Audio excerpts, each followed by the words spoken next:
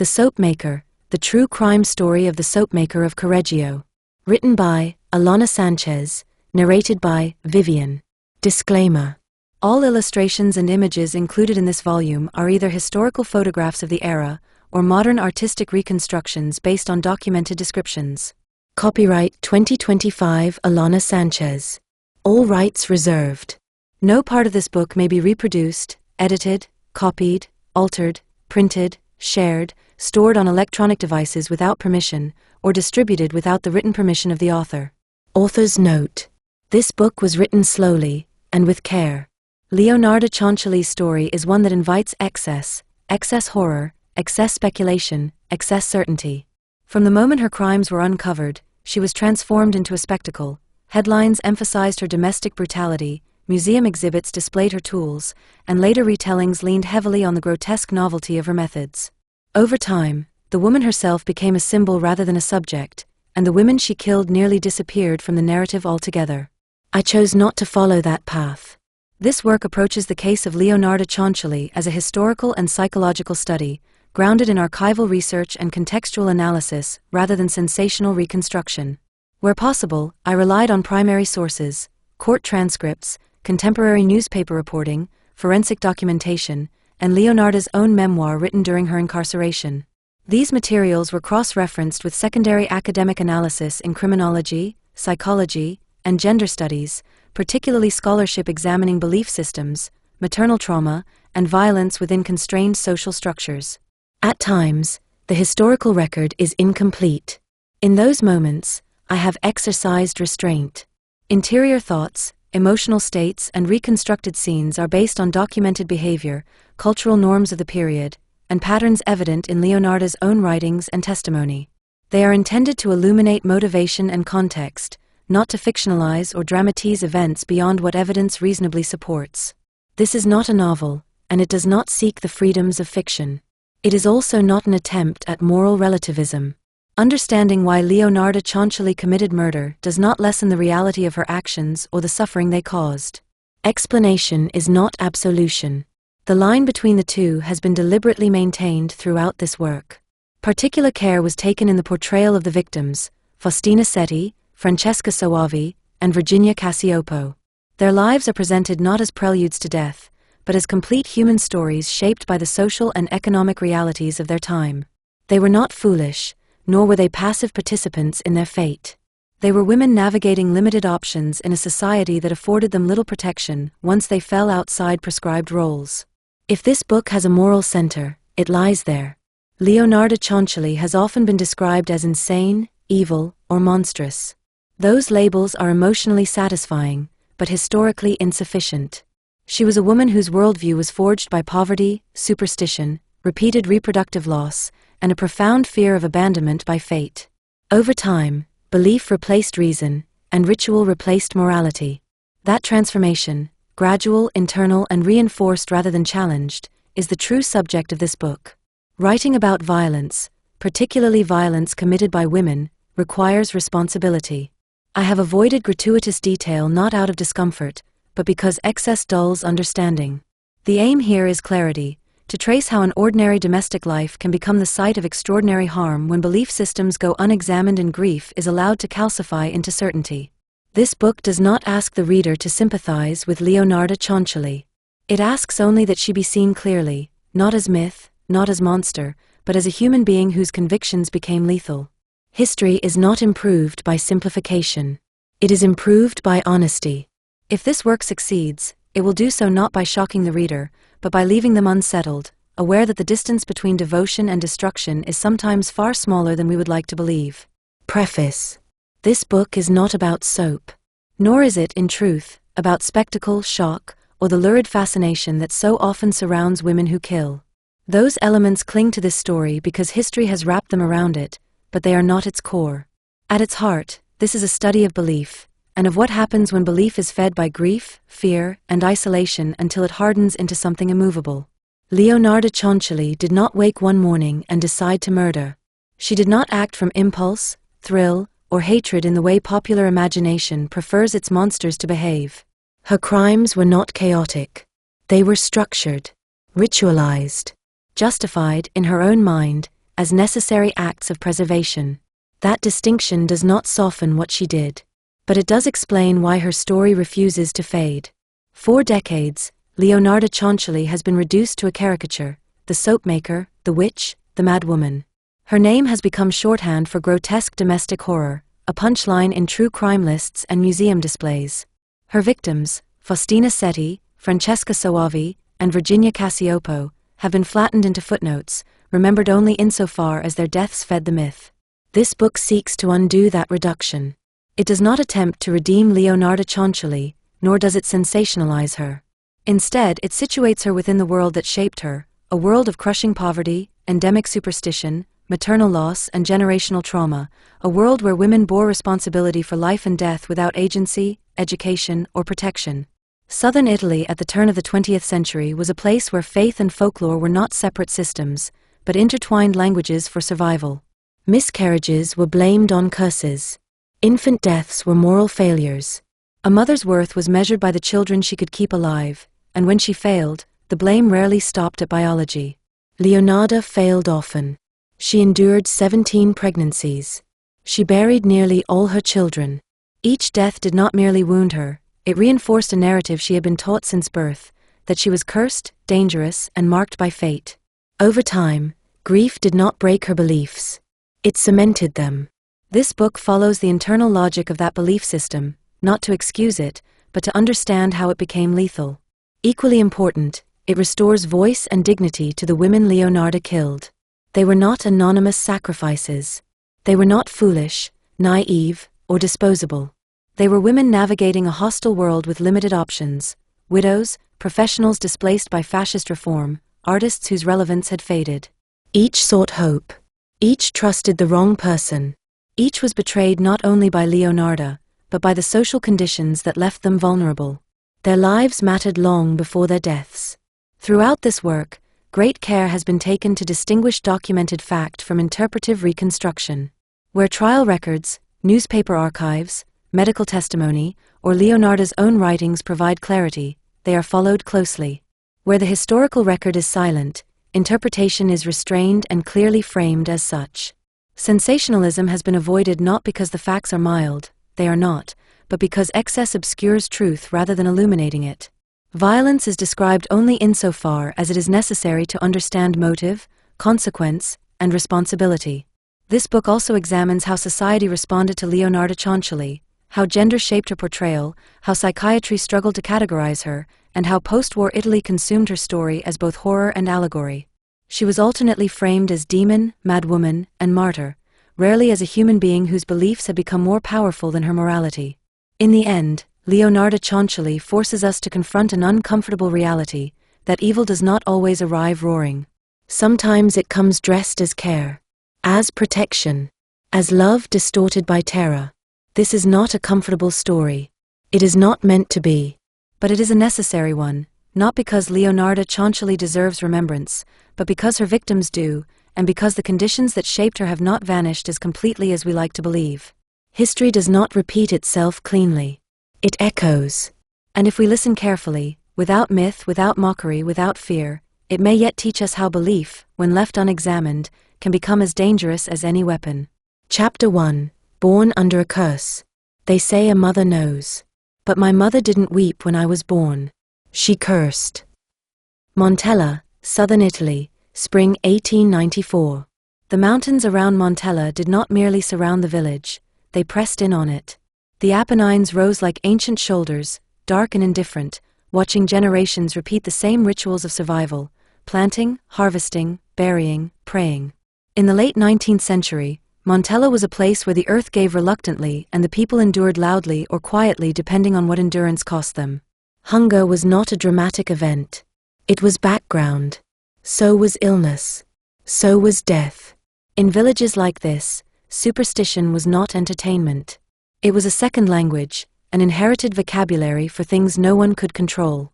People talked about fate the way they talked about weather, as a force that arrived without permission, sometimes predicted, rarely stopped. Old women tied red ribbons to cradles to ward off malocchio. Midwives murmured prayers older than the parish priest's sermons. Herbs were brewed not only for fever but for envy, infertility, wandering husbands, and grief. And grief itself was everywhere, threaded through daily life like black lace. It is important to understand this. Montella was not a place where a girl could be born neutral. A child arrived already interpreted. A birth was a sign. A sign was a warning. A warning became a prophecy. Leonarda Cianciulli entered the world inside that system. The surviving accounts place her birth on the 14th of April, 1894, in a one-room stone dwelling near the edge of forest land. Some retellings, and even some later documents, shift dates or confuse years, an unsurprising result in rural record-keeping where births were sometimes registered late, orally recalled, or filtered through family myth. What remains consistent is not the exact day, but the story that followed her into adulthood, the claim that she was born under a curse. Her mother, Emilia di Nolfi, did not greet her daughter with relief. The birth was difficult, and the baby arrived with a caul, a thin, slick veil of amniotic membrane that partially covered her face. In some cultures, this was luck. In others, it was a shadow. In Montella, it was both, a mark that could be blessing or warning depending on who was looking, and what they already believed. Emilia believed the worst. "She's a bad sign," the midwife muttered, according to Leonarda's later recollections, born in blood and wrapped in death. The phrase mattered because phrases like that did not evaporate after the room emptied. They stayed. They became family scripture. They shaped how a child was handled, spoken to, blamed. Leonarda's first cry was described as strangled, caught, thin, reluctant. It is a small detail, but it became symbolic in the retellings, as though even her body resisted arrival, as though she emerged already fighting for breath against something unseen. Emilia did not see a daughter. She saw an omen, a childhood taught in fear. Leonarda's father, Giuseppe Cianciulli, died when she was still young, leaving Emilia widowed and struggling. The exact nature of the illness is less important than the impact. A household already steeped in superstition now had proof, in Emilia's mind, that the omen was real. Grief needs an explanation. Emilia found hers. Leonarda later wrote that her childhood contained not lullabies but coldness, and that she carried the weight of my mother's hatred like a stone tied to my neck. If those words seem dramatic, they also ring with the specificity of long-term emotional injury, not a single traumatic incident, but a pattern, day after day, of being treated as harmful by the person meant to protect you. In Montella, poverty sharpened everything. When food was scarce, patience was scarce. When there were too many mouths and not enough bread, love became conditional. Emilia beat Leonarda, sometimes with household tools, sometimes with silence. Silence, in this context, was not peace. It was punishment. It was a way of saying, "You are not worth speaking to, you are not part of us, you are the cause." Emilia accused her daughter of cursing the family, of draining life from those around her. These were not ordinary insults. In a superstitious environment, they were charges. A child who is repeatedly told she is dangerous will eventually adapt, either by trying to become invisible or by trying to become powerful enough to survive the accusation. Leonarda did both. The villagers remembered her with wide eyes and a strange stillness. She wandered fields alone, spoke to stones, collected dead birds and buried them in carefully dug graves. A modern reader might interpret these behaviors through many lenses: isolation, grief, neurodivergent patterning, early trauma responses, a child creating order where no adult provided safety. But in Montella, such behavior did not invite compassion. It invited suspicion. A girl who kept to herself and talked to stones was not lonely. She was odd. And odd girls were watched. More significantly, Leonarda asked the older women how to make a love charm. That detail matters because it shows the early shape of her thinking. If life is controlled by unseen forces, then survival requires negotiating with those forces. And the women answered her.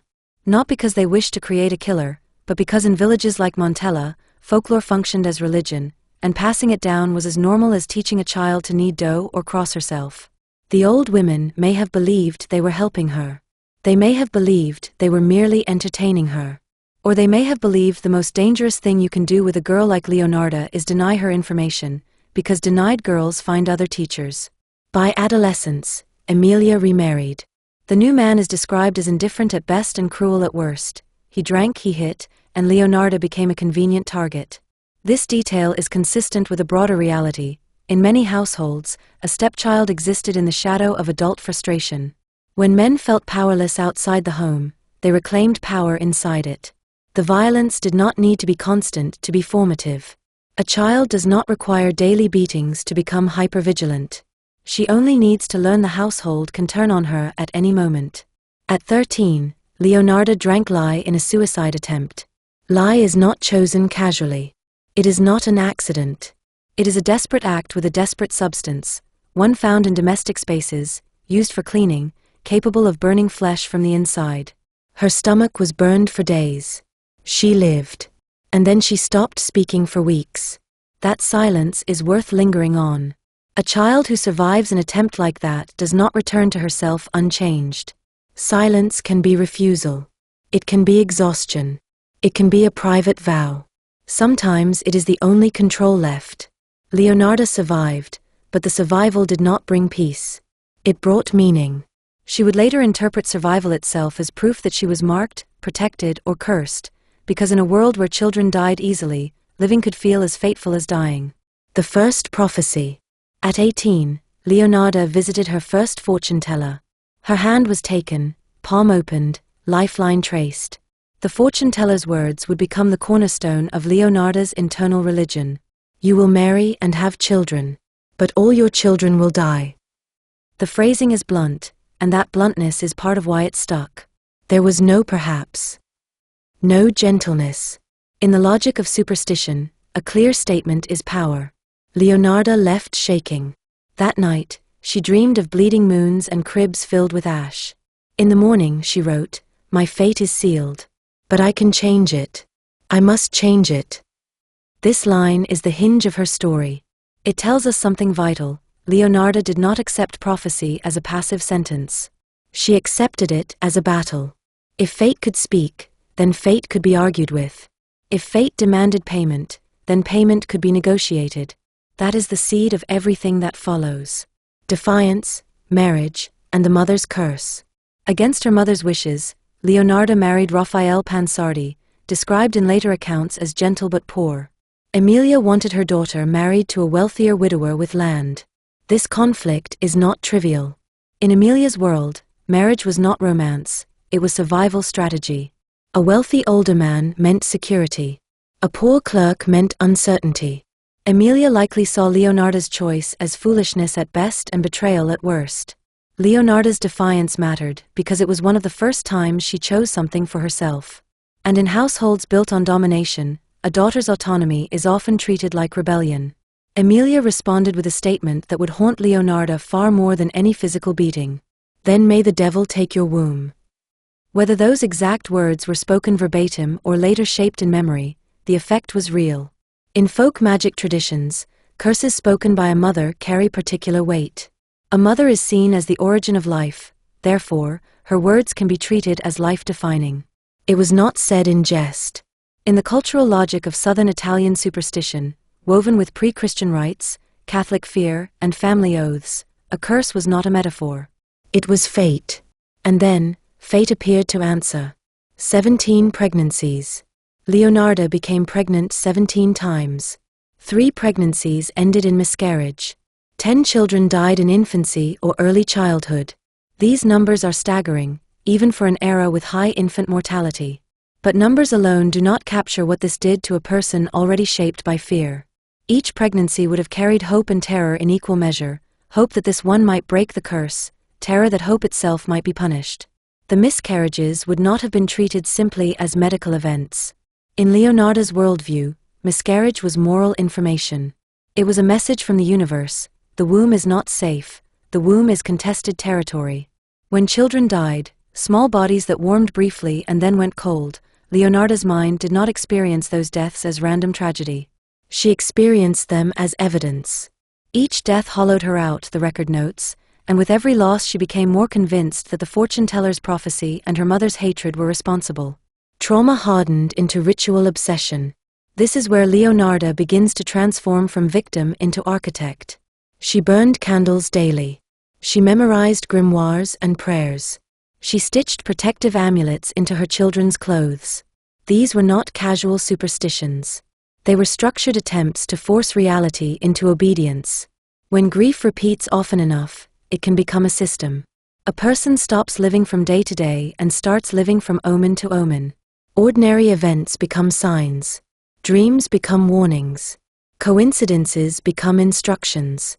Leonarda feared the devil, but not as much as she feared grief. That sentence captures the emotional truth behind her later crimes. She did not primarily act out of hatred. She acted out of terror, terror that everything she loved was doomed, and terror that she was powerless to stop it. Emilia's death, and the curse that stayed. By the time Leonarda and Raphael settled in Correggio, Emilia was dead. But Emilia did not leave Leonarda's life the way most people leave when they die. Leonarda kept her mother present, preserved in memory with the sharpness of an unhealed wound. Rage and ritual braided together. She wore black for years. She placed a photograph of her mother behind a broken mirror, believing it would trap the curse. The image is chilling not because it is dramatic, but because it is intimate. A broken mirror in a home is a domestic object. A photograph of a mother is a domestic object.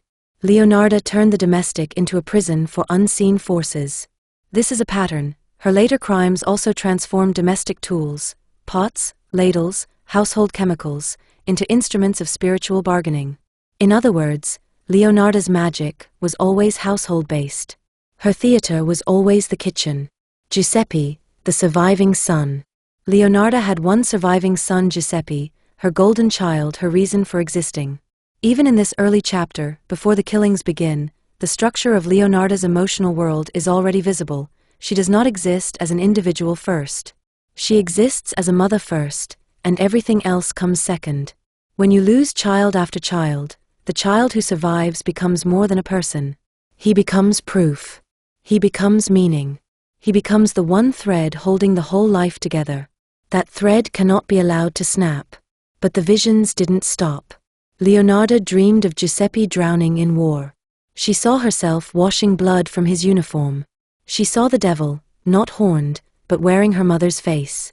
This detail reveals the fusion at the center of Leonarda's psyche. Mother, death, and fate were the same entity. Her mother's face became the face of punishment. Her mother's voice became the voice of prophecy. Even when Emilia was gone, the internalized curse remained active. And so Leonarda began planning. The phrasing is careful. She did not snap. She did not lose control. She planned. She would protect her son, not with prayers, but with blood. The murders that come later did not begin in Correggio with a pot or an axe. They began here, in a village where a mother looked at a newborn and saw a bad sign, in a childhood shaped by accusation, in a prophecy delivered as certainty, in a womb turned into a battleground, in grief repeated until it became theology. Leonarda's violence was not born from nothing. It was cultivated, slowly, inside a woman who learned early that the world takes children, and that no one will stop it for you. So she decided to stop it herself. And if fate demanded sacrifice, she would provide it. Chapter 2, Rituals of Fear. The year was 1930, and the town of Correggio breathed like a secret. Tucked into Emilia-Romagna, Correggio was the sort of place that appeared untouched by history, until you looked closer. It was not a wilderness village like Montella, where superstition lived in the soil and poverty made fear feel inevitable. Correggio was tidier, flatter, more orderly. Its streets were cobbled and swept, its market days predictable, its church bells reliable. The town moved with the rhythm of routine, morning bread, afternoon errands, evening shutters closing like eyelids. And yet it, too, was a place of watching. In small towns, people do not need surveillance. They have each other. Neighbors observed your grief, your arguments, your finances, your faith. They watched who visited your house, who left quickly, who left smiling, and who did not return. In Correggio, reputation was a form of currency, and the women who managed households were the bankers. They traded information with soup ladles and laundry lines, building a quiet map of who could be trusted, and who could not. When Leonarda Cianciulli arrived, she understood this immediately. She had survived Montella, survived her mother, survived a marriage that began as defiance and became endurance, survived 17 pregnancies and the loss of almost everything that might have softened her into a gentler person. She did not arrive in Correggio as an innocent woman beginning a new chapter. She arrived as someone who had already learned the most important lesson of survival. People believe what they want to believe, so give them what they want. A fresh start, dressed as domestic success. Leonarda and her husband, Raphael Pansardi, settled into a modest home on Via Cavour, where she opened a small soap and perfumery shop. The shop was not remarkable in appearance. It did not need to be. Its power was in its familiarity. Soap is an intimate product. It touches the body. It belongs in kitchens and bathrooms. It sits beside cloths that wipe children's faces. A woman who makes soap is implicitly trusted, because she is tied to cleanliness, an outward symbol of order and goodness. Leonarda leaned into that symbolism. She sold bars of soap, scented oils, and small domestic comforts.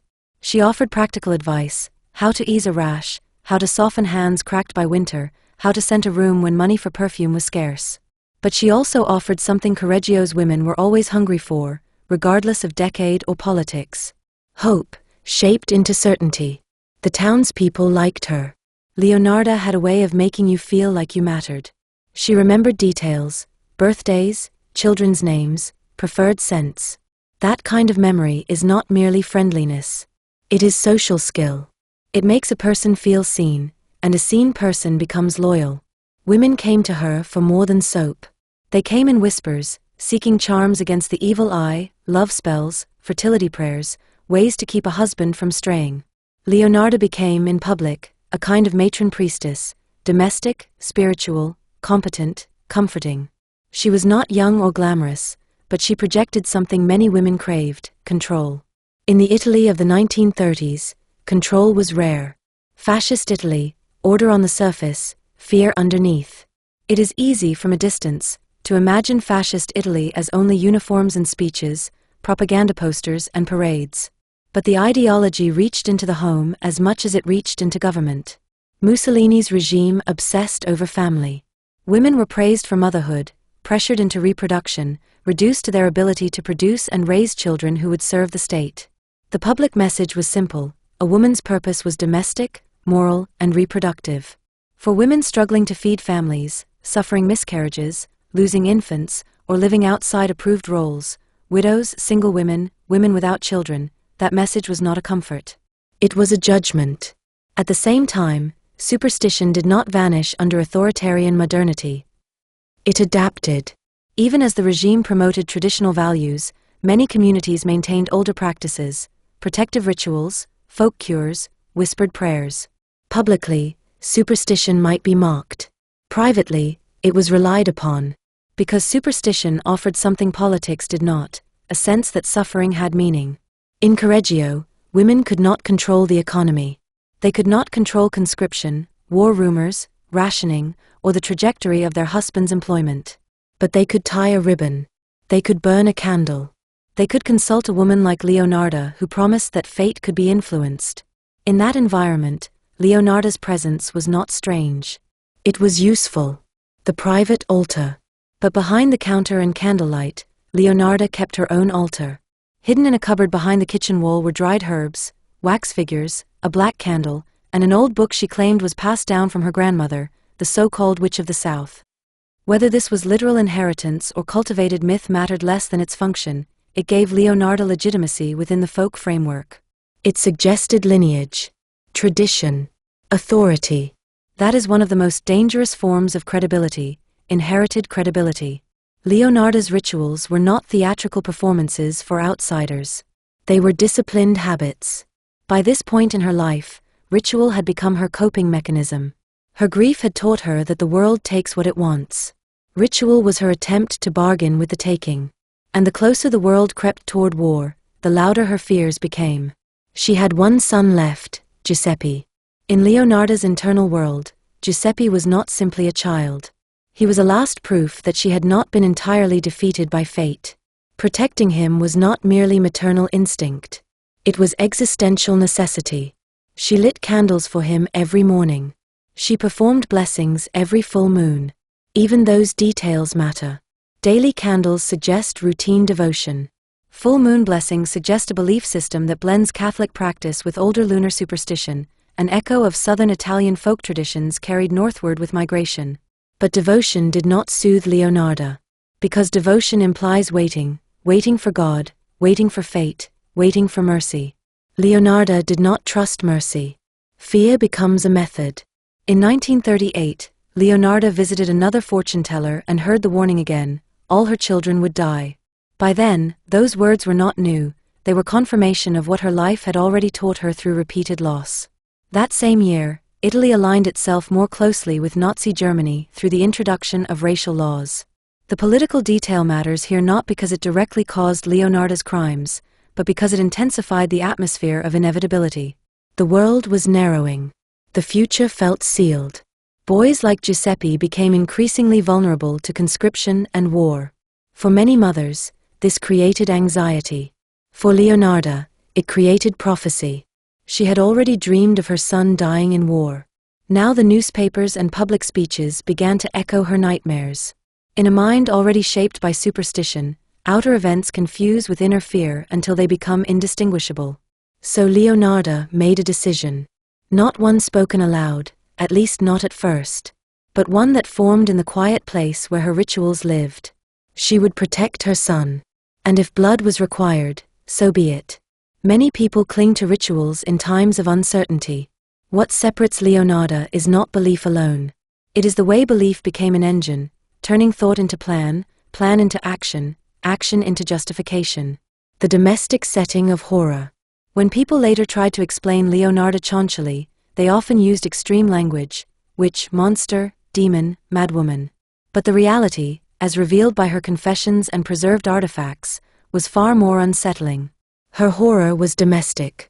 It was built from household objects and ordinary processes. Soap-making, in its simplest form, is not exotic. It requires fat, alkaline solution, heat, stirring, patience. The result is familiar, useful, clean. That familiarity became camouflage. Leonarda's shop and home became spaces of trust because they were anchored in women's work. In a culture that assumed women were naturally nurturing, domestic skill was treated like moral proof.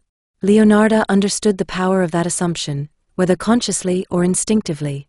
The remains of her equipment, large copper pot, stirring paddle, glass vials, were later preserved in Rome's Criminology Museum, labeled as tools used in the rendering of human fat.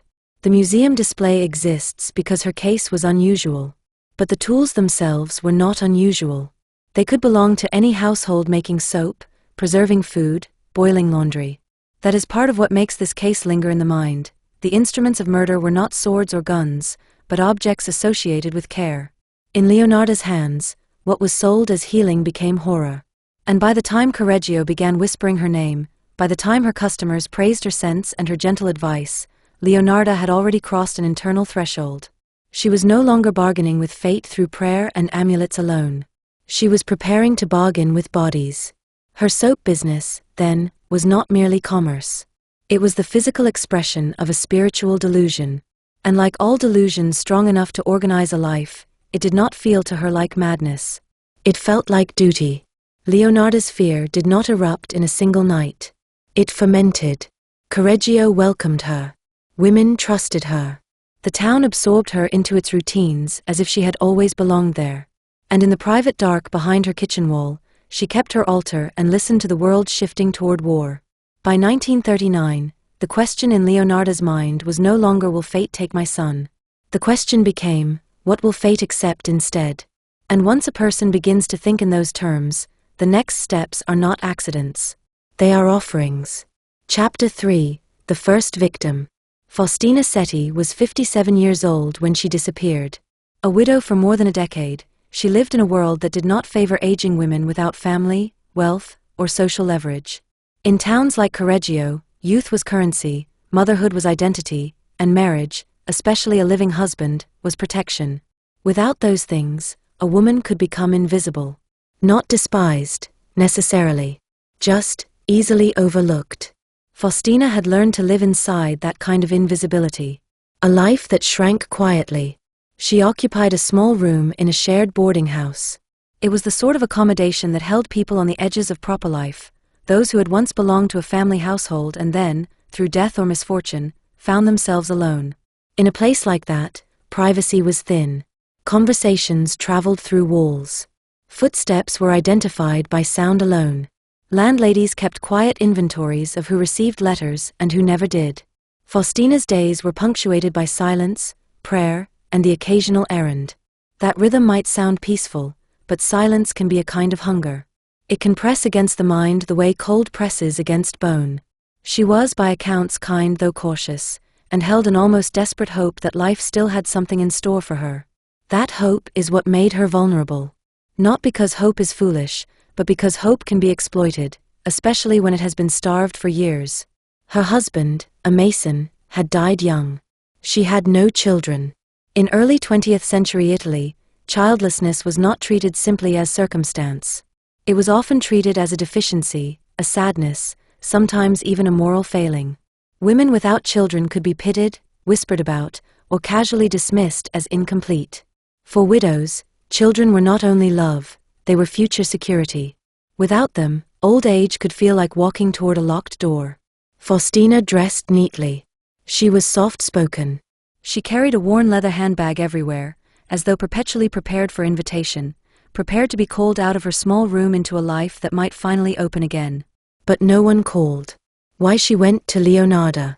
Faustina approached Leonarda Cianciulli not just for fortune-telling, but for guidance. That distinction matters. People sometimes imagine fortune-telling as entertainment, an indulgence. In towns like Correggio, it often served a different purpose, a substitute for professional counsel.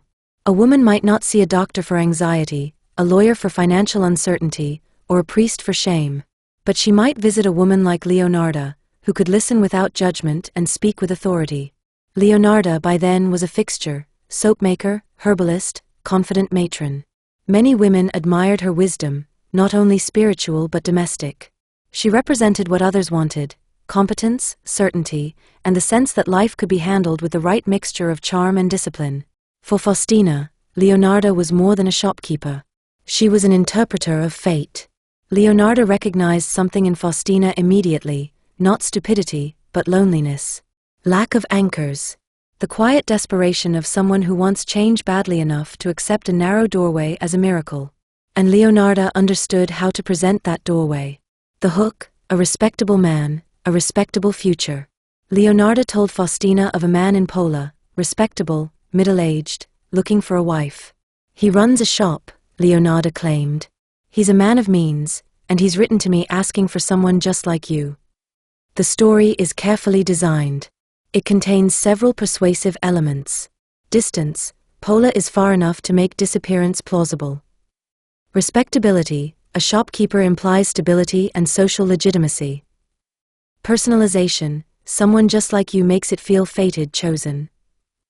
Authority. Leonarda frames herself as a mediator, not the source of the desire. Faustina believed her. Why wouldn't she? To the outside eye, the offer sounds suspiciously perfect. But inside Faustina's life, perfect offers were exactly what she had been deprived of. When deprivation lasts long enough, the mind becomes less suspicious of good fortune, not because it is naive, but because it is exhausted. Hope arrives and the mind says, finally. At last. Now. The ritual of disappearing, letters and silence. Leonarda suggested Faustina write letters in advance, notes to neighbors, the landlady, and an old friend, explaining her sudden departure and promising to write again once settled. Leonarda offered to post them once Faustina had safely left town. This detail is one of the clearest examples of Leonarda's method. It is not merely deception, it is choreography. Those letters did two things at once. They created a narrative. Faustina left voluntarily for a better life. They cut the thread of urgency. If people believed she was safe and happy, they would delay alarm. It also placed Faustina in a psychologically committing position. Writing goodbye letters is a ritual act. It makes the departure feel real. It turns the imagined future into something already in motion. Leonarda understood that once a person takes such steps, they become less likely to doubt. Doubt becomes embarrassing. Doubt becomes something you swallow. So Faustina swallowed it. The day she vanished. On the day she was to leave, Faustina arrived at Leonarda's home with her handbag, a small suitcase, and a scarf tied neatly around her gray-streaked hair. The image is painfully ordinary, a woman dressed for travel, carrying the small possessions of a life that has never required much space. Leonarda greeted her warmly, ushered her in, and offered a celebratory glass of wine. They toasted to new beginnings. This is another important feature of Leonarda's crimes. they are wrapped in the performance of care. Wine, conversation, warmth, the tone of a friend helping a friend.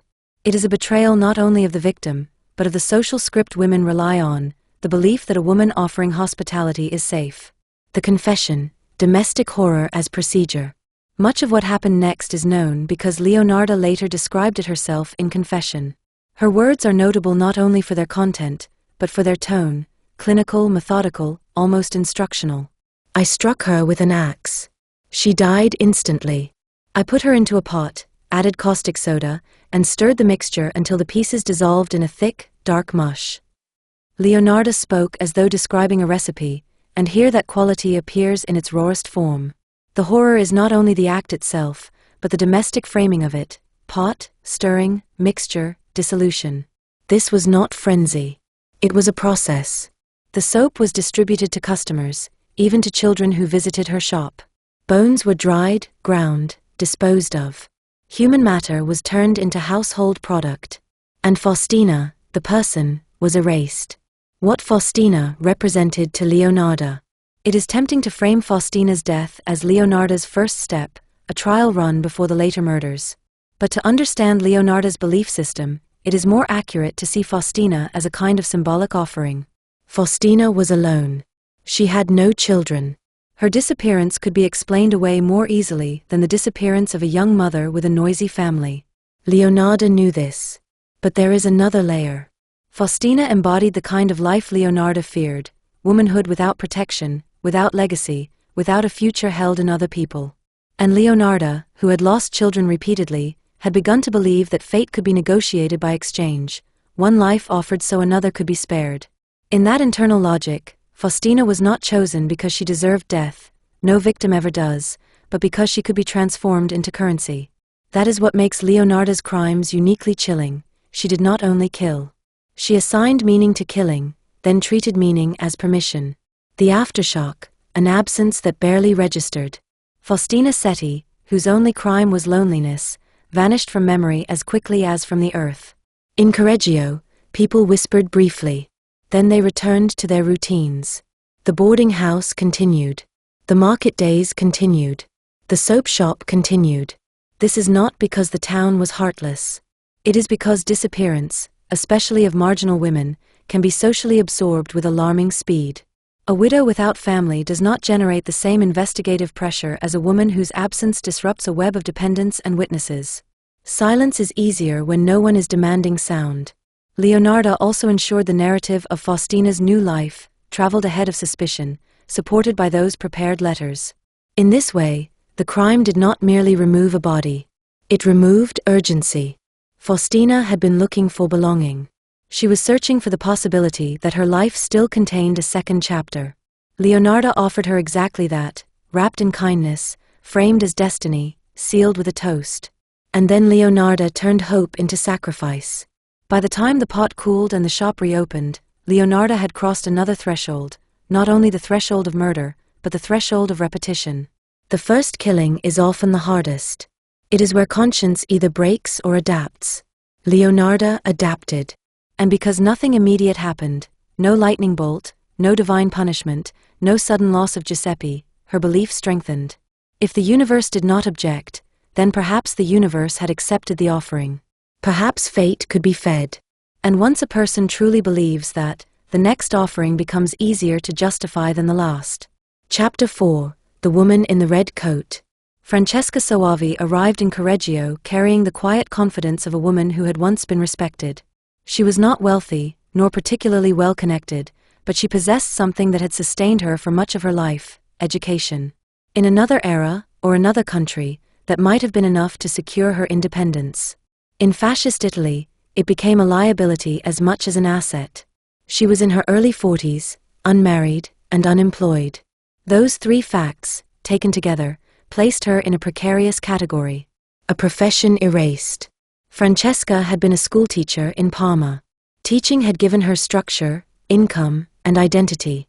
It had allowed her to live modestly but with dignity, shaping young minds and participating in a profession that, while undervalued, still carried social respect. Then the reforms came. Under fascist restructuring, education was increasingly centralized and politicized. Schools were reorganized, curricula reshaped to emphasize obedience and ideology. Many institutions closed or merged. Positions disappeared. Older teachers, women without family obligations, and those deemed excess were quietly displaced.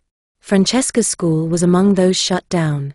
Losing a job is not just an economic blow. It is an existential one. Francesca had spent years cultivating patience, discipline, and self-control. Now she found herself idle, her skills suddenly irrelevant in a society that increasingly defined women by domestic output rather than intellectual contribution. She relocated to Correggio not out of desire, but necessity. It was quieter, cheaper, a place where she hoped to regroup and find work, perhaps administrative, perhaps educational, perhaps anything that would allow her to remain useful. What she found instead was waiting. The red coat. Francesca owned very little of luxury. But she owned one thing that set her apart, a red woolen coat. It was not extravagant. The cut was simple, the fabric worn thin in places, the lining beginning to fray. But she wore it proudly. Color matters. In a time when women were expected to blend into muted domestic palettes, brown, black, gray, the red coat was a statement. Not of rebellion, but of persistence. It said, I am still here. I still see myself. For Francesca, the coat was armor. It reminded her that she had once stood at the front of classrooms, that her voice had once mattered. Even as her circumstances narrowed, she refused to erase herself entirely. That refusal made her noticeable. Anxiety and the search for meaning. Francesca struggled with anxiety, sleeplessness, nervous headaches, the physical manifestations of prolonged uncertainty. In an era when mental health was poorly understood and often dismissed, such symptoms were treated as personal weakness rather than injury. She came to Leonarda's soap shop seeking a remedy. Leonarda prepared a chamomile and valerian blend and offered advice not only for her health, but for her soul. This is how Leonarda operated: practical first, spiritual second. The herbal remedy created credibility. The spiritual interpretation created dependence. Over several visits, the two women talked. Francesca spoke of her struggles: unemployment, displacement, the humiliation of feeling surplus in a society obsessed with utility. Leonarda listened. She nodded. She did not contradict or diminish. Listening is a powerful form of authority. It makes the listener feel understood and the speaker feel exposed. Slowly, Leonarda introduced the language of fate. Perhaps Francesca's stagnation was not failure, but preparation. Perhaps the spirits were delaying her for a reason. Perhaps something better was coming. For a woman exhausted by effort without reward, that framing was intoxicating. The promise of purpose. In early September 1940, Leonarda claimed she had received news from a contact in Piacenza. A newly restructured girls' school was seeking a senior administrator. It was, Leonarda said, a perfect fit. The story was elegant in its precision. It did not offer Francesca romance, as it had for Faustina. It offered relevance, authority, a return to usefulness. Leonarda tailored each promise to the victim's deepest need. For Francesca, whose identity was bound to education and order, the idea of becoming headmistress was not just employment. It was restoration. Leonarda insisted the offer was confidential. Francesca must tell no one until the contract was signed. Secrecy serves many functions. It flatters the recipient, creates intimacy, and most importantly, isolates them. Francesca could not seek outside validation or advice without breaking the rules of the imagined opportunity. She trusted Leonarda. Repetition refined. Leonarda advised Francesca to write farewell letters. The pattern repeated, letters held by Leonarda, to be posted once Francesca was safely relocated. By now, Leonarda had refined her process. Faustina had been the proof of concept. Francesca was the iteration. On the day of her supposed departure, Francesca arrived wearing her red coat and carrying a small leather briefcase. Inside were her teaching certificates, a photograph of her mother, and a fresh white blouse. These items tell their own story: credentials, lineage, renewal. Francesca was not running away. She was stepping forward. She hesitated. Doubt flickered. Leonarda soothed it. They will see how capable you are, she said. You'll be headmistress before the year ends. The reassurance was perfectly calibrated. It did not promise too much. It promised just enough. The erasure of color. The mechanics of Francesca's murder mirrored Faustina's: wine, distraction, a single blow with an axe. But Leonarda later noted a difference. Francesca's body rendered more efficiently. Less fat. More fiber. In confession, she remarked on the quality of the soap with professional satisfaction: strong but sweet-smelling. This detail is horrifying not because it is graphic, but because it shows adaptation, learning, improvement, the transformation of murder into craft. The red coat was burned. The briefcase discarded. The objects that had signified Francesca's identity, her color, her credentials, were deliberately destroyed. This was not incidental. Leonarda erased what made Francesca distinct. The soap was sold at the market the following week. Neighbors commented on how Leonarda's bars were softer than usual, lathering quickly and perfumed just enough to hide the base. Compliments replaced suspicion. A woman who vanished cleanly. Francesca Soavi was never found. Her absence registered only faintly. She was new to Correggio. A transient teacher. Someone whose life already appeared unsettled. People assumed she had moved again. This assumption was not cruelty. It was convenience. Society is often willing to believe that women who do not anchor themselves through marriage or family simply drift away. Their disappearances are absorbed into narrative gaps. But Francesca did not drift. She was stopped. She had taught dozens of girls how to read and write. She had believed in structure, discipline, and the possibility of progress through effort. She walked into Leonarda's home believing, for one last moment, that her future was calling. The red coat did not save her.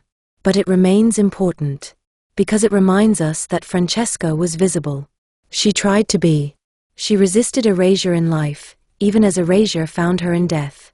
By the time Francesca Soavi disappeared, Leonarda Cianciulli had confirmed something essential to her belief system: the exchange worked. No immediate punishment followed. Giuseppe remained alive. The ritual had been repeated, refined, and reinforced. What Leonarda did not yet know, or refused to consider, was that repetition does not remain invisible forever. Patterns form. Absences accumulate.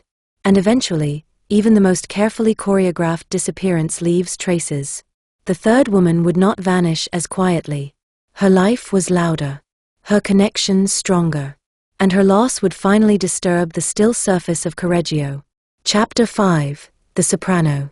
Virginia Cassiopo had once performed on the stage of La Scala in Milan. Not in the lead roles, not in the center of the spotlight, but close enough to it to feel its heat, close enough to have breathed the same air as greatness, to have understood the machinery of applause and the quiet cruelties that make it possible. By the early 1940s, that world was behind her. In Correggio, she was no longer a singer. She was a woman with a past. And sometimes, having a past is more painful than having nothing at all. After the curtain fell, Virginia was in her early 50s, living in reduced circumstances in a modest flat. The grandeur of opera life, satin gowns, orchestra rehearsals, hotel corridors humming with voices, had been packed away into a cracked suitcase alongside old scores and curling photographs. She had no children. Her husband had died of pneumonia years earlier. In the years that followed, she made ends meet by teaching piano and taking in mending jobs from local tailors. To outsiders, this might have looked like an ordinary decline, a widow adapting, surviving. But for Virginia, it was something sharper. A descent not only in income, but in identity. Opera is not merely work. It is a world with its own language and hierarchy, its own rituals and passions. To have known that world, even briefly, meant knowing what it felt like to be seen. And being seen is addictive. Virginia did not only miss money or recognition. She missed relevance. She missed the sensation that her voice mattered, that her presence shifted a room. In Correggio, she was another middle-aged widow navigating rationing, errands, and quiet evenings. But Virginia could not fully surrender to quiet. She often wore rouge even on ordinary days. She pinned her hair in dramatic waves as if still preparing for curtain call. These were not vanity alone. They were insistence. A refusal to let the world reduce her entirely to practicality. In a time when so many women were flattened into sameness, wife, mother, worker, Virginia tried to remain an individual. It was both her strength and her vulnerability. Meeting Leonarda, laughter that hid fracture. Virginia met Leonarda through mutual acquaintances. Word had traveled that the soapmaker could see the future and bend fate. At first, Virginia laughed at the idea. But her laughter carried a brittleness. Behind it lay decades of disappointment. This is a familiar dynamic in people who have lost status. They mock the thing they secretly hope will save them. Skepticism becomes armor. If you believe in nothing, nothing can betray you. But Virginia did not truly believe in nothing. She wanted hope. So she visited Leonarda under the pretext of a reading. In truth, she came looking for a door, any door, back toward a life that felt meaningful. Leonarda welcomed her like an old friend. She listened to Virginia's stories of opera and heartbreak, the quiet terror of obscurity. Leonarda's power did not lie in mystical skill alone, but in her ability to mirror people back to themselves in flattering ways. She made Virginia feel like her past still mattered, like she still belonged to a bigger story. In a world shrinking under war, Leonarda offered expansion. The tailored promise, not fame, but proximity. Then Leonarda made her offer. A wealthy theater in Florence, she claimed, was seeking a wardrobe mistress and occasional vocal coach. It would not place Virginia at center stage, but it would place her near the world she loved. Again, the promise was tailored. Leonarda did not promise Virginia stardom. Virginia would have doubted that. Instead, she promised something more believable and in some ways, more seductive: proximity. To be near the theater again. To breathe the backstage air. To hear rehearsals. To be useful in a world that had once made her feel alive. Virginia lit up. She spoke of it for weeks. And, as before, Leonarda insisted it remain secret until official. The secrecy did what it always did. It isolated Virginia from anyone who might question the arrangement, and it strengthened the bond between victim and predator. If you share a secret with someone, you feel chosen. If you feel chosen, you trust. Leonarda and Virginia wrote farewell letters together. Virginia even penned one to her late husband as a ritual of closure. This detail is quietly devastating. A letter to the dead is not a practical document, it is emotional ceremony. It reveals how real this new beginning felt to Virginia, real enough that she wanted to bring her grief with her, to set it down properly before leaving. Leonarda encouraged these rituals. They made the victim's commitment deeper.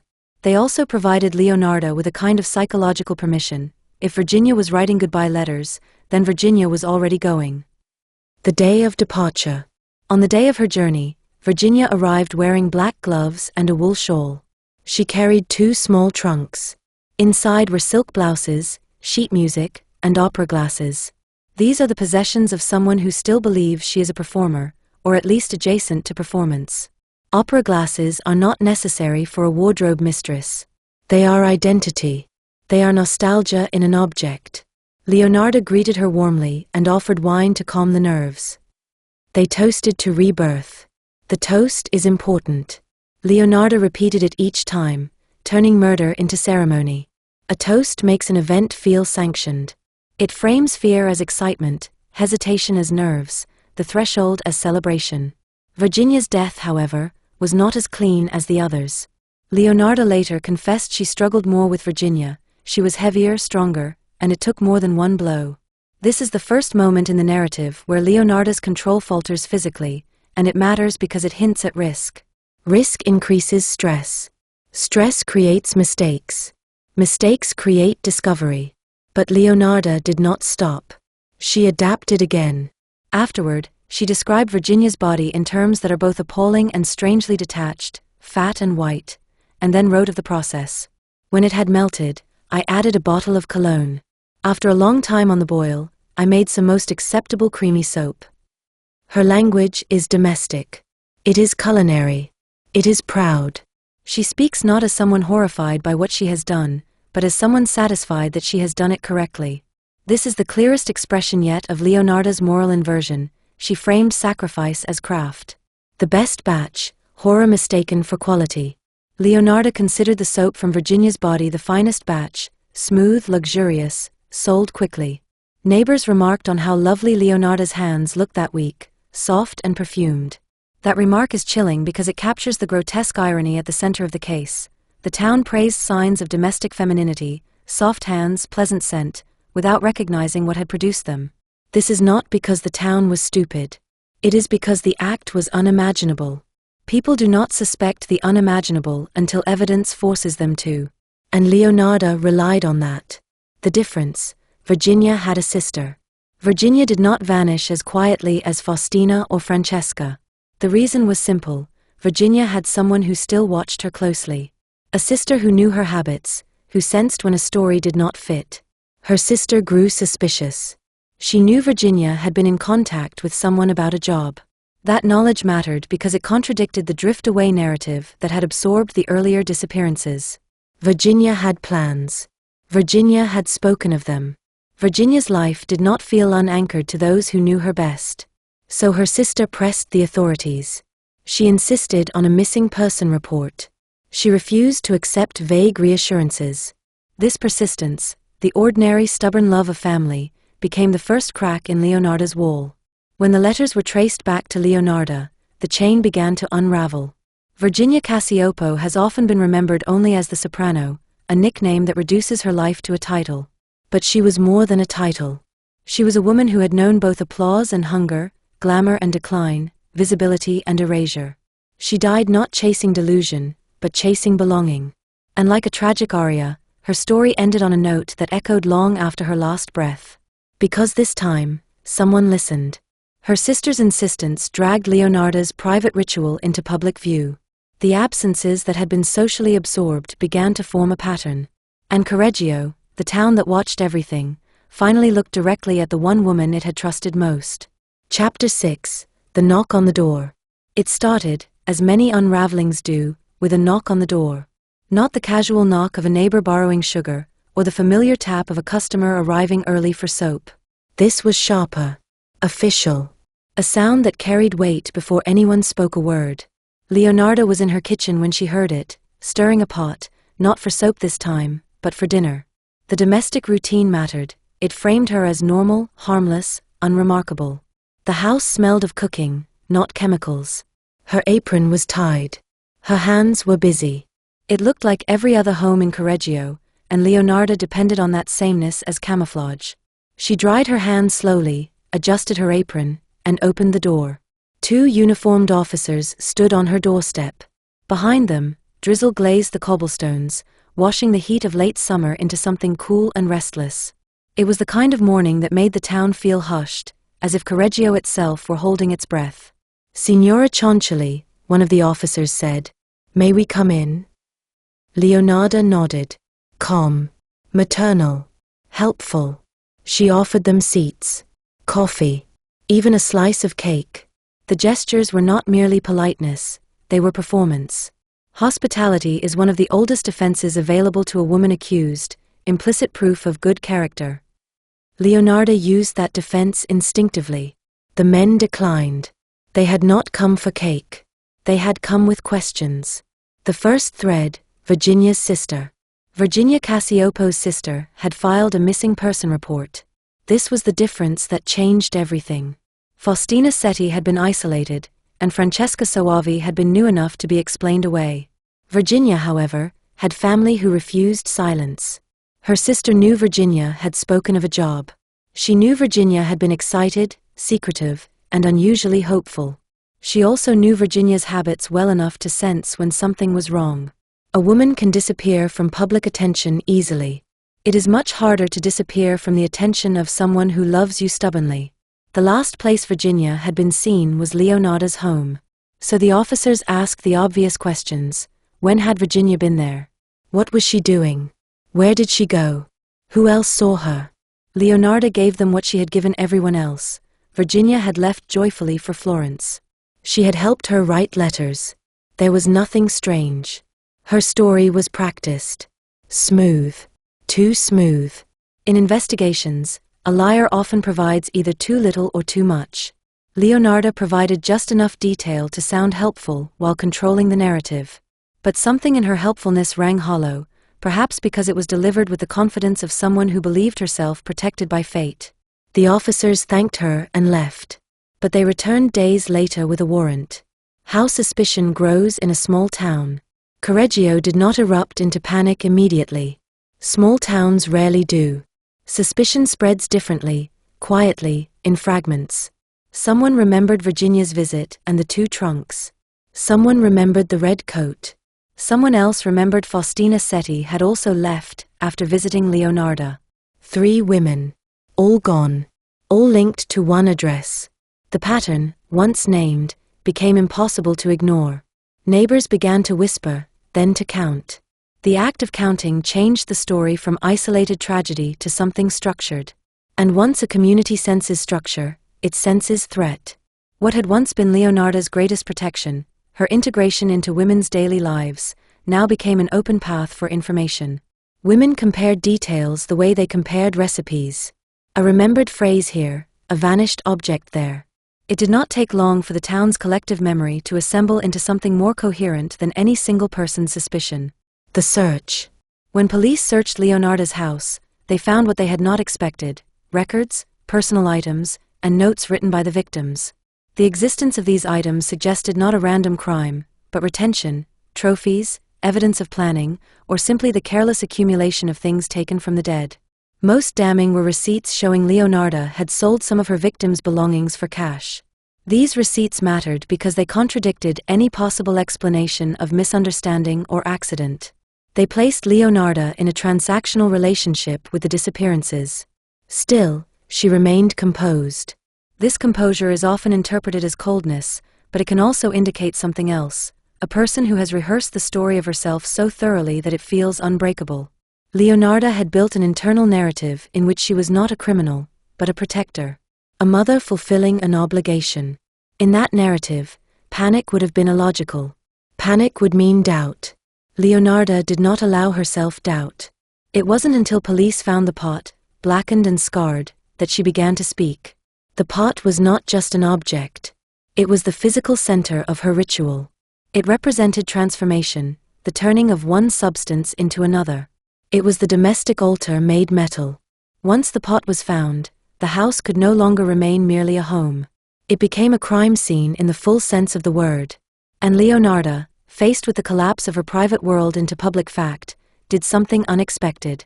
She confessed. Confession as performance. Her confession was not a breakdown. It was a declaration. I did it, she said. But not out of hate. Out of love. I gave them peace. And I saved my son.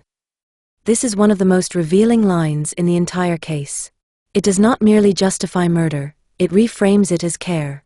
It makes the victims into recipients of mercy rather than targets of violence. And it positions Giuseppe as the moral center, the reason every boundary could be crossed. Leonarda gave a full confession, detailed, precise, almost proud. She described each murder, each ritual, each batch of soap. She corrected the officers when they got facts wrong. There is something chilling about a confession that includes corrections.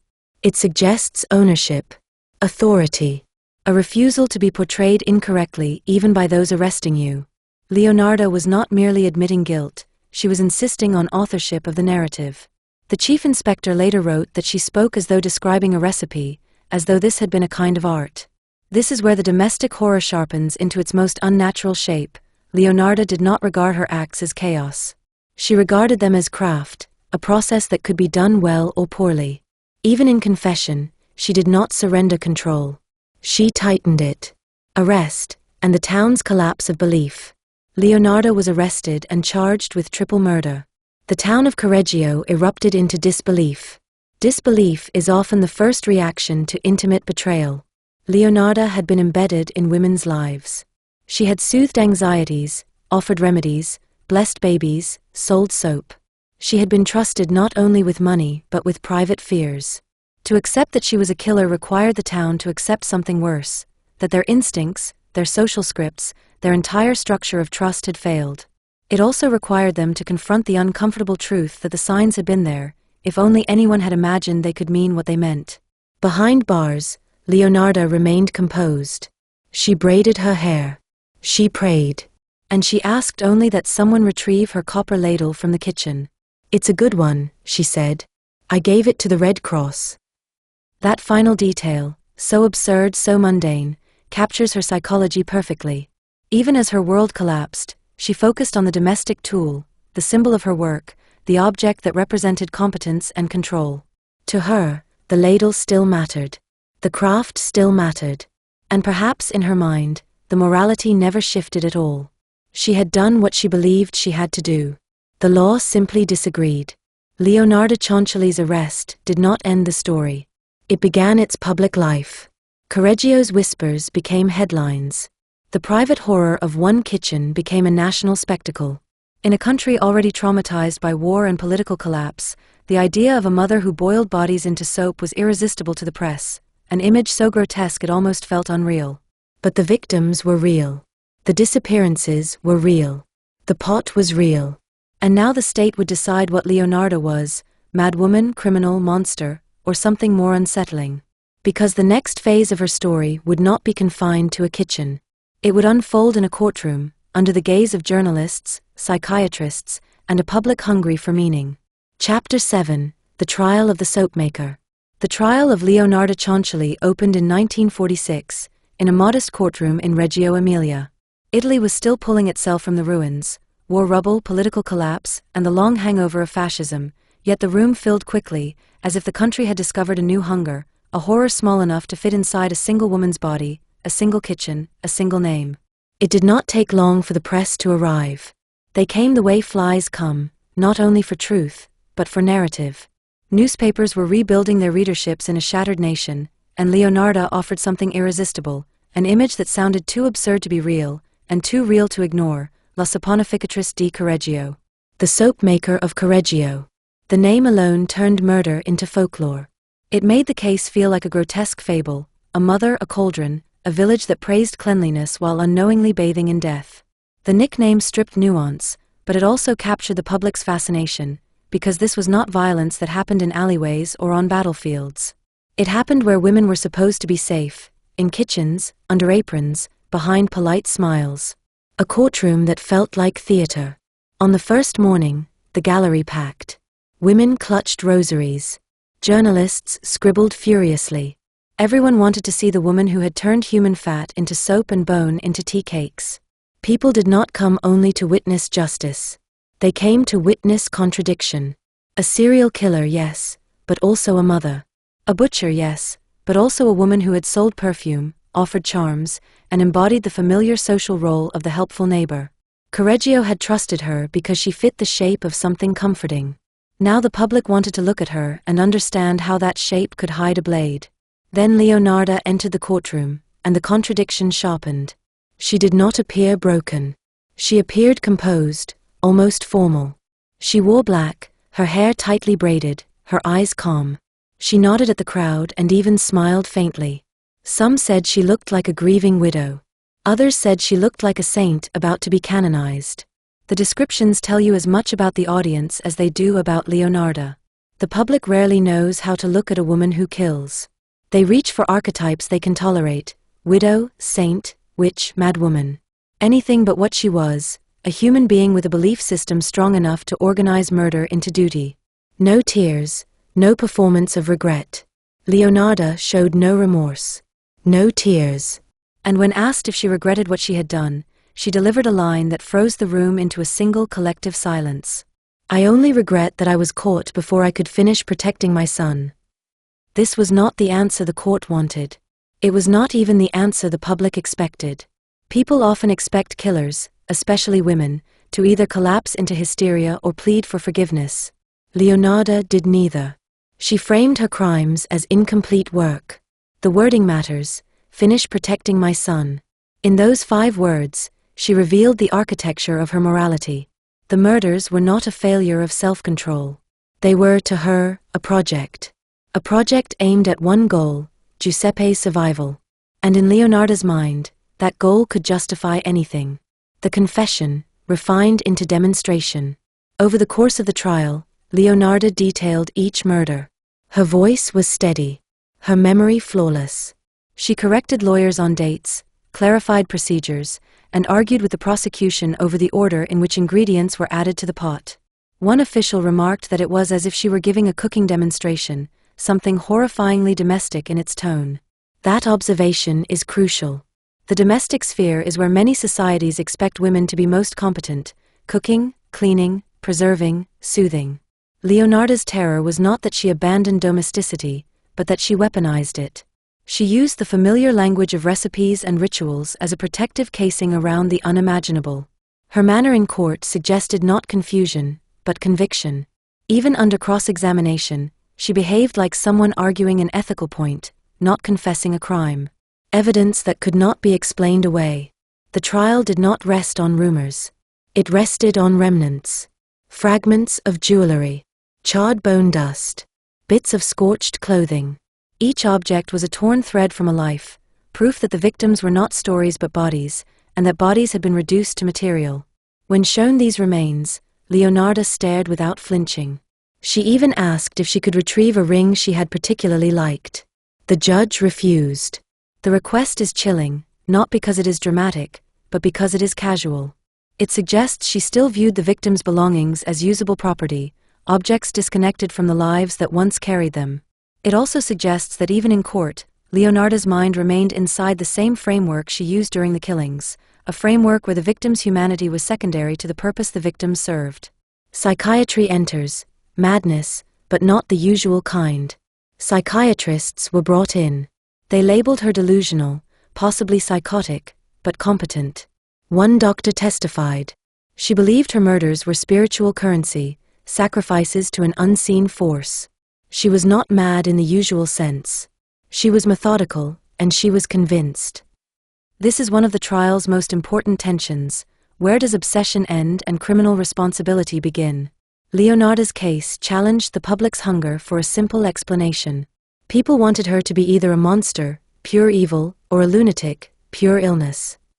The psychiatric testimony offered something more unsettling: a woman with distorted beliefs, but intact organization, someone capable of planning, grooming victims, and maintaining a coherent internal logic. The court did not need to decide whether her beliefs were bizarre. They clearly were. The court needed to decide whether those beliefs excused what she did. They did not. Verdict and sentence. The verdict was unanimous: guilty on all counts. Leonarda was sentenced to 30 years in prison and 3 additional years in a criminal asylum. Leonarda herself described this outcome as a poetic twist, because a fortune-teller had once told her she would spend her last days in a palace and a house of madness. The phrasing "palace madness" reads like folklore, but it mattered deeply to Leonarda's mind. For her, the sentence did not merely punish. It confirmed prophecy. And confirmation is dangerous. It allows belief to harden rather than fracture. Leonarda accepted the sentence without protest. "My work is done," she told her lawyer. "Giuseppe is safe." The price was paid. Even at the moment of conviction, she spoke the language of exchange. Not remorse. Not regret. Not grief for the women she killed. Payment. The myth begins where the trial ends. When the trial ended, the crowd dispersed, but the story did not. The soapmaker had become a legend, half monster, half martyr, a woman whose crimes were too grotesque to forget and too strangely human to ignore. The courtroom had delivered a verdict, but it could not deliver closure. Because what Leonarda forced people to confront was not only what she did, but what it meant. That evil could wear the face of helpfulness. That ritual could masquerade as morality. That motherhood, so often treated as sacred and inherently pure, could become, under the weight of fear, a justification for destruction. And so the next chapter does not take place in public. It takes place behind locked gates, in corridors where the world stores its inconvenient minds. Chapter 8: The Asylum Years. Leonarda Cianciulli did not spend the end of her life in a prison cell the way the public imagined she should. She spent it behind different bars disguised as corridors, gardens, and locked wards, in a place that had once been built for splendor and had become, by the time she arrived, a slow warehouse for the unwanted. She was transferred in 1949 to the asylum at Pozzuoli, outside Naples. The facility was described as sprawling and crumbling, once a palace, now a mausoleum for those deemed lost, unmanageable, or mad. The phrasing is both literal and symbolic. It captured the physical decay of the building and the social decay of the category it contained. People were sent there not only for illness, but for inconvenience. By then, Leonarda's case had already begun to drift away from law and into legend. The public knew her as a grotesque paradox, maternal and monstrous, yet the institution received her in a far more mundane way, as another woman to be filed, monitored, and contained. And Leonarda, who had always understood systems of control, stepped into this one with unsettling ease. Arrival in a palace that was no longer a palace. She arrived under guard and was met not by chaos, but by silence. Silence is one of the first sensory impressions asylum survivors often describe, not because nothing happens, but because the building absorbs sound into thickness, stone walls, long corridors, the constant closing of heavy doors. Silence becomes a kind of institutional language, a message: you are no longer part of ordinary life. The staff called her La Signora. It was partly jest, partly fear. The nickname mattered. It granted her a peculiar status inside a hierarchy where status was usually erased. In places like this, patients were reduced to diagnoses and routines. La Signora implied something else, a recognition that she was different, too composed to dismiss, too infamous to treat casually, too self-possessed to blend in. Unlike many patients, Leonarda was lucid, polite, orderly. She followed rules. She stitched linens. She prayed aloud. These details are important because they reveal the same patterns seen throughout her life. She moved through spaces by mastering their codes. In Correggio, she mastered domestic trust. In the courtroom, she mastered performance. In Pozzuoli, she mastered discipline, becoming the good patient whose compliance made staff uneasy rather than relieved. Because compliance can be another form of control. The stillness that unsettled the nurses. The staff noted something in her eyes that unsettled them. Intensity, stillness, as if she were always listening to something no one else could hear. This observation is not a diagnosis. It is a human reaction to a presence that refuses to soften. Many inmates in such institutions were loud in their suffering. Leonarda's suffering, if it existed in the way others expected, was quieter. She did not rattle against the bars. She sat inside them as though she had chosen them. There is a particular kind of fear that arises in caregivers when a person does not behave as expected. It is easier to care for the visibly distressed. It is harder to care for the composed and convinced, the person who appears calm not because she is healed, but because she has nowhere left to argue from except certainty. Leonarda's certainty had always been the engine. Now, in the asylum, certainty became her identity. The garden and the old language of herbs. She spent her days in the garden, cultivating herbs and pressing flowers between the pages of a worn notebook. The other patients kept their distance. She didn't mind. She spoke to the soil more than she spoke to people. For Leonarda, this was not merely pastime. The garden represented continuity. It allowed her to return to the old language she had always trusted, the language of plants, rituals, and domestic control. Herbs had been part of her power long before the murders, part of the persona that drew women into her shop. In the garden, she could still be that woman. And perhaps more importantly, the garden gave her a space where the institution's authority thinned. A ward can be controlled by guards and schedules. Soil cannot. Plants grow according to their own rules. For someone like Leonarda, someone who had always attempted to negotiate with unseen forces, gardening may have felt like the closest thing to communion still available. The image is almost peaceful, until you remember what else she did with domestic processes. In Leonarda's life, domesticity was never simply domestic. It was where she placed meaning. It was where she tried to force fate to behave. Writing as defense, hymn, and prophecy. She kept writing, pages and pages.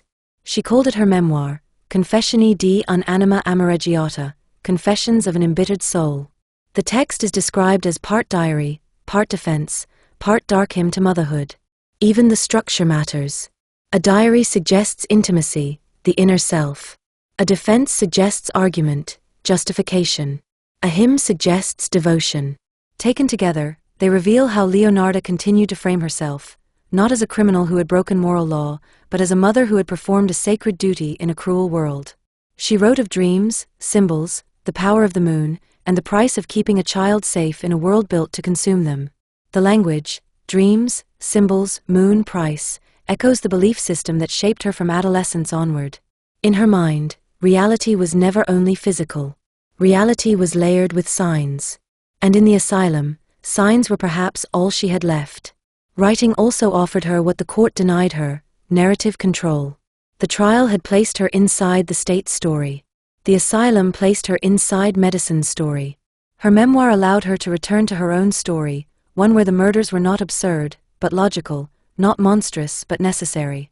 It is deeply unsettling, but it is consistent. Leonarda did not collapse under guilt. She hardened under meaning. Visitors who came for answers and left with discomfort. Visitors came and went, psychiatrists, journalists, a few curious lawyers. The traffic itself is revealing. Even after conviction, Leonarda remained of interest, not because the facts were unclear, but because the psychological shape of her case refused simple explanation. They all left with the same impression: she was not insane in the way they expected. She was not raving, not broken. She was fixed, immovable in her beliefs, like granite carved by grief. A doctor described her as haunted by a faith of her own making. That phrase deserves attention because it captures the core paradox of Leonarda Cianciulli. Faith is usually imagined as something inherited: Catholic doctrine, community tradition, family ritual. Leonarda's faith was partly inherited, yes, but it was also assembled. She constructed it from superstition, trauma, prophecy, and repeated loss until it became a personal religion. And that religion did not end when the murders ended. It followed her into the asylum. Age, decline, and the rosary's grip. In 1960, she began to fade. Her legs weakened. Her bones thinned. Still, she carried herself like a matron at Mass, clutching her rosary with white-knuckled devotion. The rosary is another recurring symbol. Leonarda's spirituality was not separate from Catholicism. It braided Catholic prayer with folk belief and personal prophecy. In her old age, the rosary becomes less a sign of repentance than a sign of continuing defense, protection against unseen forces, protection against punishment, protection against the one thing she had feared all her life: losing what she loved. But by then, Giuseppe was no longer a child to be protected. He was a man. And yet, the compulsion remained, because compulsion is not responsive to reality. It is responsive to terror. Leonarda's terror had always outlived circumstances. Death without witness. She died on October 15, 1970, at the age of 77. There was no family at her bedside. Giuseppe never came. This absence is not merely sad, it is narratively significant. Leonarda's entire inner world was built around Giuseppe. She killed, she bargained, she justified, she endured the trial and asylum under the conviction that it was all for him. And he did not come. We cannot know his private reasons from the record presented here. But the fact itself is heavy. The mother who framed herself as salvation died without the presence of the person she claimed to save. Her final words, recorded by a nurse, were whispered in Latin, a protective prayer. Not confession. Not apology. Protection. Even at the end, Leonarda's language was defensive. Burial, anonymity, and the museum that kept her visible.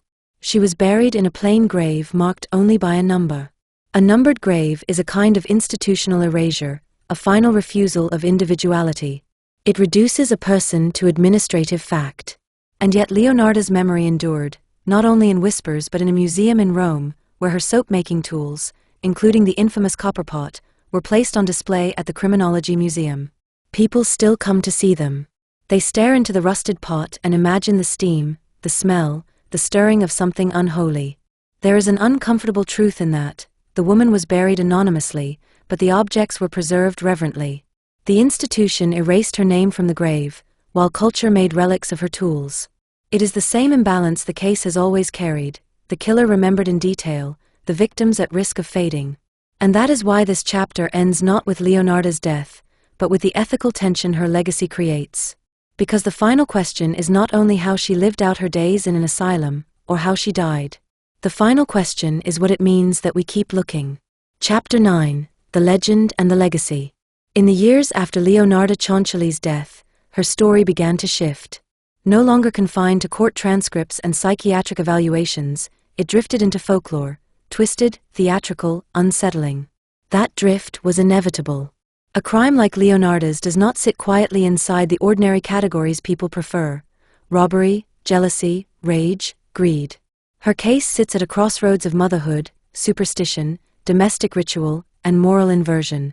It is the kind of story people retell because it feels like a warning, a nightmare, and a fable all at once. And when a story becomes a fable, it stops belonging to the victims and starts belonging to the audience. Leonarda's legacy, then, is not only what she did. It is what we did with what she did. From court record to campfire tale. Once Leonarda was dead, she was no longer a living defendant, no longer a woman who could be questioned, examined, or contested. She became a figure in the imagination, a ghost story told to children, a lurid anecdote traded in late-night radio and crime anthologies. That transformation followed a pattern that appears in many infamous cases, but here it was accelerated by imagery. The cauldron detail, her copper pot, displayed behind glass at the Museo Criminologico in Rome, gave the public a physical object to stare at like a relic from a grim fairy tale. When people can attach horror to an object, they feel they can contain it. The pot becomes a boundary, the evil stayed in there. But relics do not simply contain horror. They also feed it. Visitors stare into the rusted pot and imagine the steam, the smell, the stirring of something unholy. In that moment, the mind does what it always does around the unbearable. It creates a scene.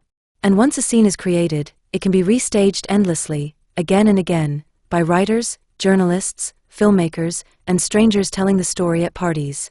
The legend begins to live its own life. The myths people tried to force onto her.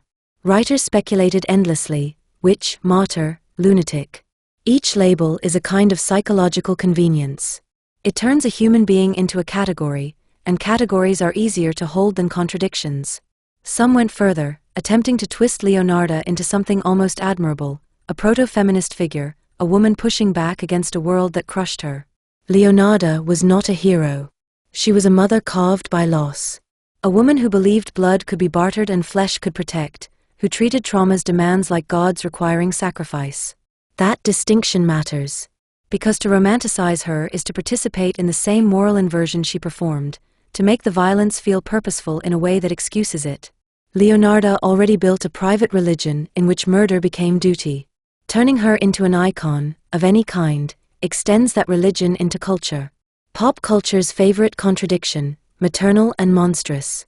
The media loved her for one reason above all: she carried paradox.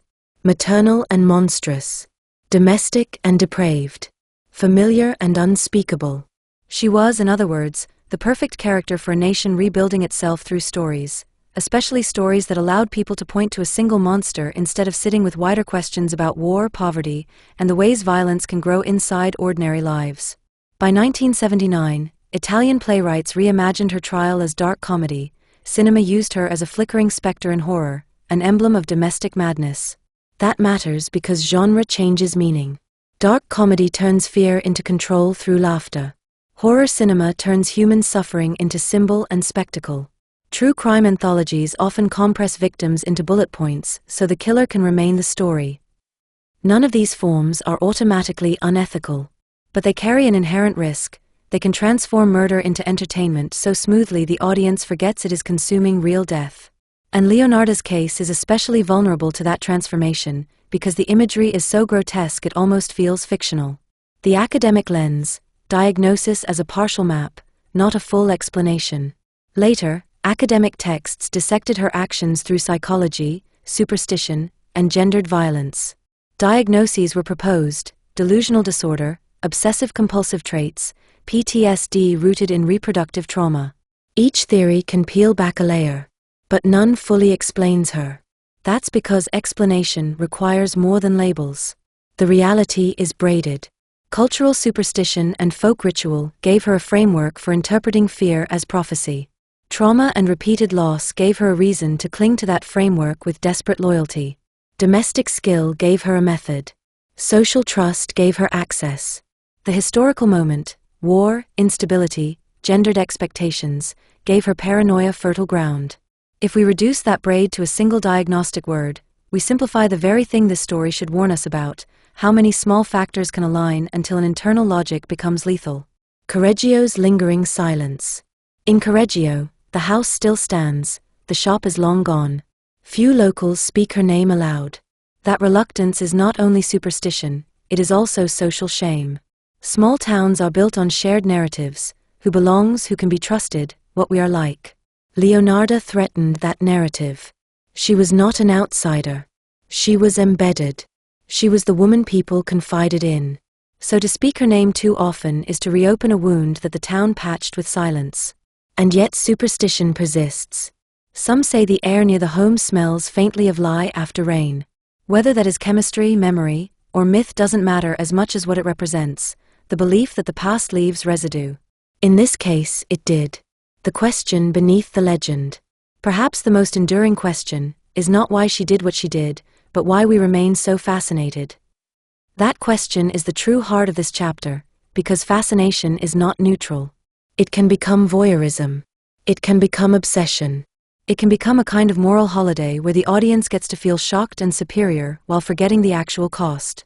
So why do we come back? Maybe it's because her crimes show how horror can hide beneath ordinary skin.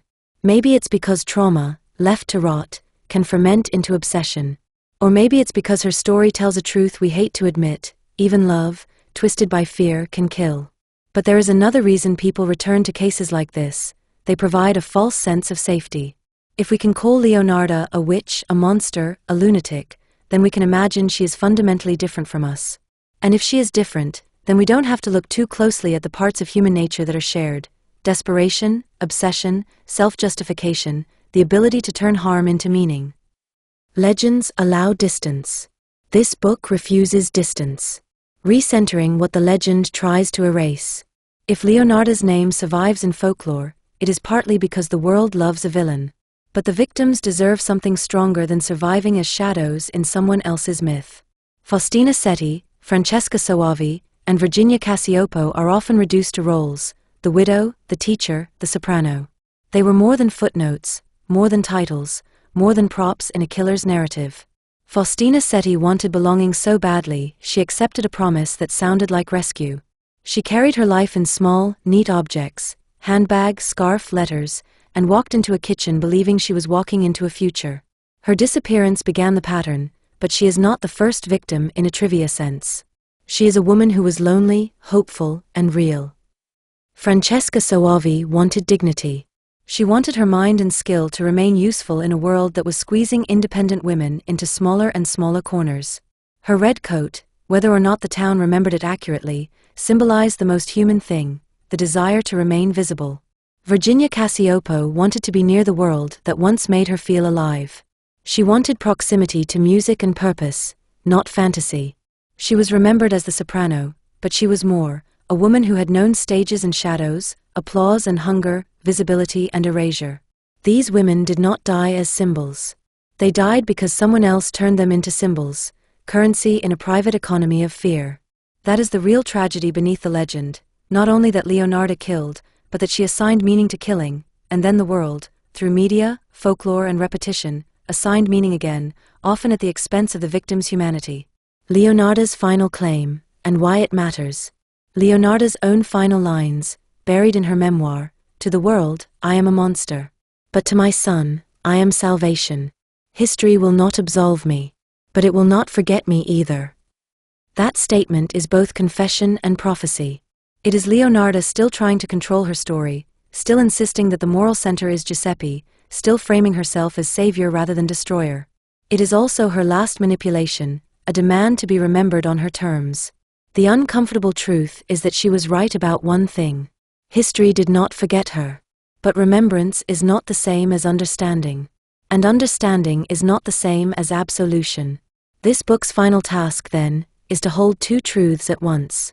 Leonarda Cianciulli's life was shaped by trauma, belief, and fear. And none of that turns her victims into acceptable collateral. The legend will always tempt people with spectacle: the cauldron, the soap, the monstrous mother. The legacy we choose is different.